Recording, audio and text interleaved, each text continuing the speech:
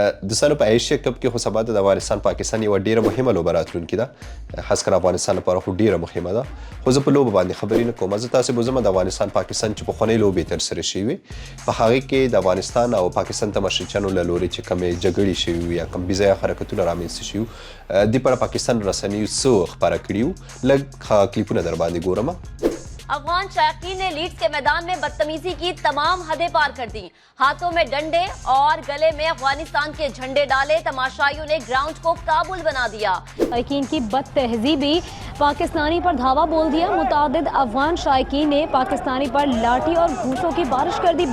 स्टेडियम के बाहर पाकिस्तानी और अफगान क्रिकेट शायकीन में झगड़ा हो गया है। झगड़े में मुतादिद अफराद जख्मी हुए हैं।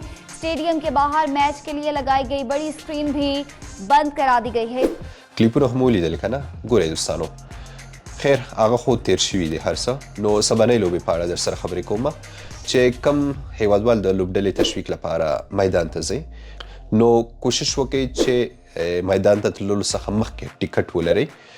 که کم چا سره ټیکټ نه نو کوشش وکړئ هغه آنلاین واخلئ. که یې مو خپله نشئ اخیستی نږدې ایجنسۍ ته ورشئ هغه به یې درکړي. نو ټیکټ چې کله ولرئ بیا میدان ته لاړ شئ. هلته میدان ته تللو په وخت کې خپل هیوادوال یا خپل هیواد تعریف باید وکړو او خپله لوبډله هم باید تشویق کړو. دې کې هېڅوک هم موږ سره کار نه لري. خو بل چا سره جګړه کول یا بل چا هیواد ته توهین کول د مناسبه خبره نه ده. نو ستاسو واړو څخه هیله کومه چې بیرته دغو رسنیو ته دا موقع په لاس مه ورکوئ چې د افغانستان یا د افغانانو په اړه داسې خبرې وکړي. لکه څنګه چې نړۍ په دې باندې غږېږي چې افغانستان لوبډله اوس ډېره زیاته قوي شوې ده او ډېره هوښیاره شوې ده. همداسې باید دې باندې هم وغږېږي چې د دې لوبډلې کم تماشچیان یا کم سپورټران چې دي هغه هم هوښیار دي، هغه هم د لوبې د کتو یا میدان ته د راتلو تهذیب ادب پیژني. نو دې لپاره باید تاسو څه وکړئ د زیاتو احساساتو څخه کار وانخلئ. لوبه د لوبې په څېر ګورئ. دا کم د جنګ میدان نه دی، دا کم بل څه نه دي او خپله لوبډله مناسب لارو باید تشویق شي. ستاسو واړو څخه هیله کومه چې بېځایه حرکتونه ونه کوئ. یو خو ګوره تاسو سره د افغانستان نام بدیږي.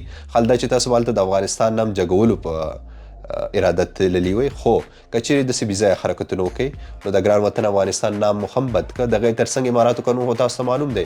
که چیرې په تاسو کې اکثریت کسان چې د لوبې کتو لپاره ځي هغې کې 90% لیبري مزدوران هغوی ډېر محنت سره د ټیکټ پیسې راپیدا کړي تر څو د خپله لوبډله تشویق کړي. نو کله چې میدان ته لاړ شي هغه داسې بېځایه حرکتونه وکړي، یو خو د افغانستان نام بدنام شو، د هغې تر څنګ تاسو ته نقصان رسیږي. که الله مکه هلته شورته تاسو ونیوئ او سبا لپاره تاسو ډیپورټ کړي بیا یا سبا لپاره هلته د اماراتو رسنیو کې راشي چې افغانانو داسې بېځایه کار وکړو.